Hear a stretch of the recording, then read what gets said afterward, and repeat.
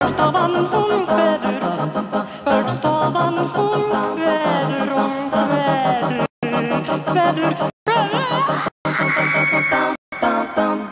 En fyrst þetta. Gott kvöld. Þetta er stöðin á síðasta snúningi. Já, góðir áhorfendur, það er komið að því sem hlaut að gerast. Þetta er síðasta útsending stöðvarinnar. Og í tilefni... Strákar. Í tilefni því ætlum við að flytja ykkur lítinn kveðjuóð. Tilbúnir piltar. Velkomnir vinir að skjánum, vorið sé leikur í trjánum.